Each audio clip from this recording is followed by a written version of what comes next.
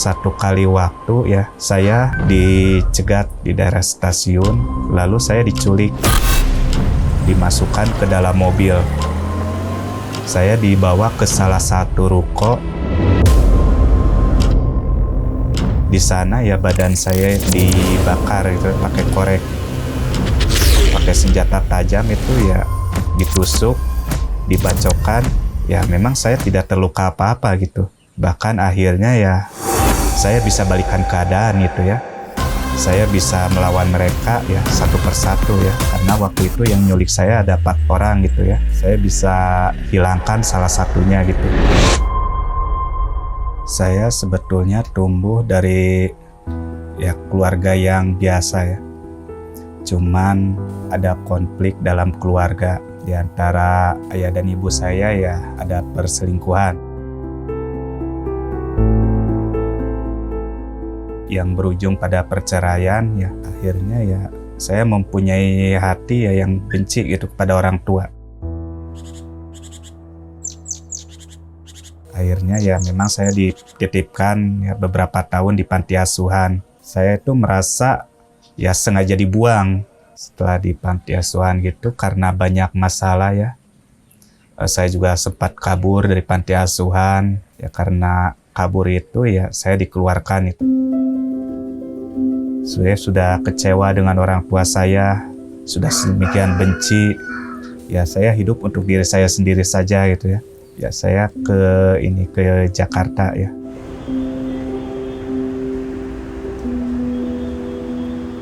Saya hidup itu di lingkungan ya yang ya masih banyak kejahatan gitu.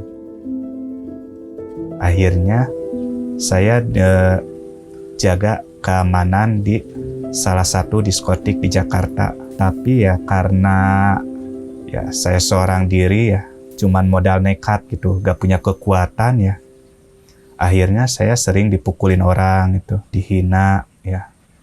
Ya pada akhirnya ya saya kehilangan pekerjaan saya karena di situ ya siapa yang menang ya dia yang berkuasa gitu.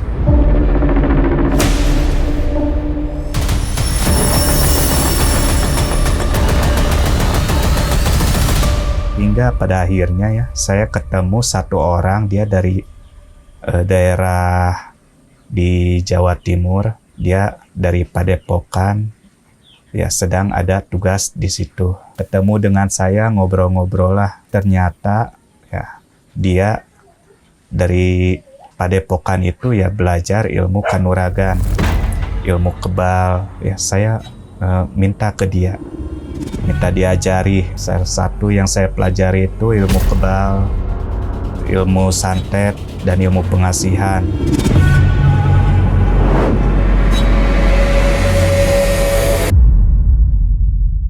Untuk dapat ilmu kebal, pengasihan, dan penarik rejeki, tidak cukup saya cuman merapal mantra ya, harus ada perjanjian darah.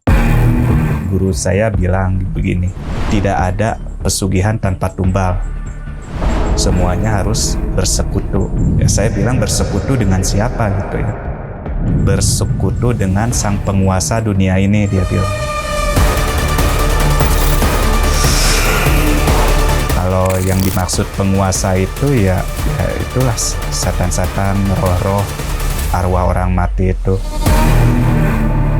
Setelah saya belajar di Padepokan di Jawa Timur itu, kurang lebih 2 tahun, saya mulai dengan saya puasa 6 bulan, dan saya belajar tapa, ilmu kebal ya. Akhirnya ya ketika sudah selesai semua saya pelajari, ya saya punya kepercayaan diri waktu itu. Saya kembali lagi ke Jakarta. Setelah di Jakarta saya jadi pengaman itu, saya tuh bersaing dengan beberapa premanisme gitu ya, yang udah terkenal lebih dahulu ya. Salah satunya ya yang terkenal dari timur. Akhirnya saya mempunyai banyak musuh. Ya saya dulu semakin berkuasa ya, bahkan ya beberapa ya rumah tahanan itu ya saya bisa minta jatah. Saya udah mulai ditakuti dulu, tetapi ya saya dari dahulu selalu pakai nama samaran dan selalu tersembunyi karena semakin saya terbuka itu semakin berbahaya.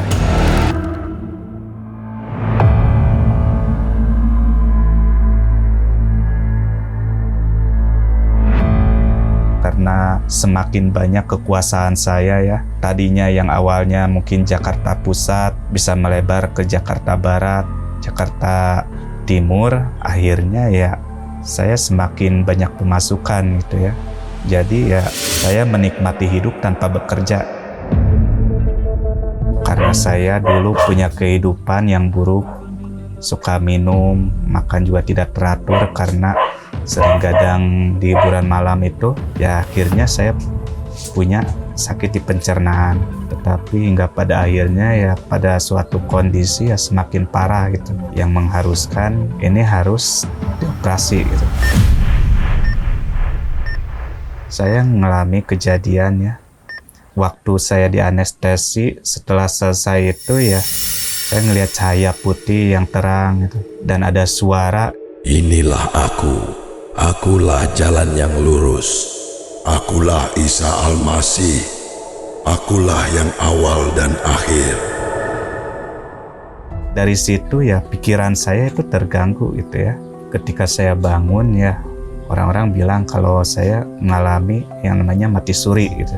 Dan ketika mengalami itu ya saya kembali lagi ke kehidupan saya itu sebagai pengaman itu ya, dengan rasa bersalah gitu yang terus ada di hati saya itu ya. Saya semakin instan mencari gitu di media atau apa, tapi ya saya ketemu ya di lingkungan seperti itu ya, saya nggak bisa sampai menemukan kebenaran.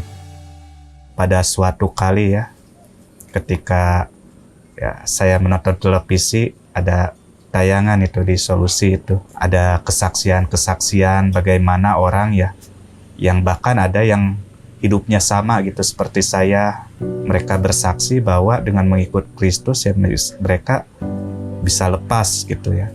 Saya yang dari dulu tidak percaya Tuhan gitu ya, Tuhan manapun, mulai ada perasaan terhadap Tuhan itu. Ketika nonton lagi tayangan Solusi berikutnya ya saya cobalah hubungi, itu ada nomor WhatsApp-nya gitu ya, ada nomor handphone. Dan setelah didoakan oleh tim Solusi itu ya saya ngerasa ya ada di hati saya itu ada damai itu ya.